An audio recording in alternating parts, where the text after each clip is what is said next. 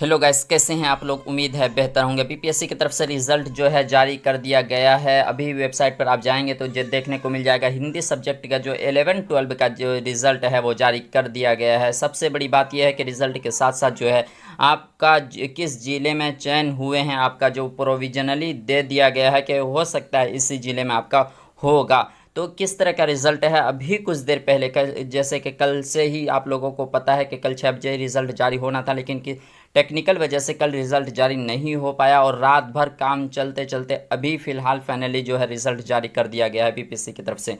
तो किस तरह का रिज़ल्ट है देख लेते हैं, चलते हैं देख लेते हैं रिज़ल्ट को पहले।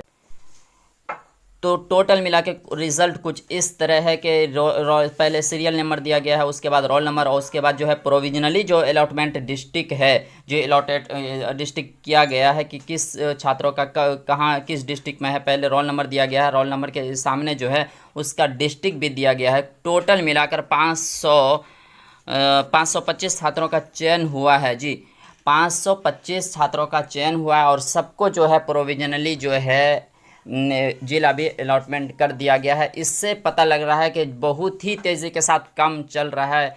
अभी के डेट में जो भी लोग सफल हुए उसको बहुत बहुत धन्यवाद। और जो है जो आगे देखते हैं, इंतज़ार की घड़ी और भी 9-10 का आना है, उसके बाद जो है 1-5 का आना है। जैसे कि आप लोगों को पता है कि कोर्ट में जो मामला है इसकी वजह से थोड़ा सा लेट हो रहा है 1-5 का।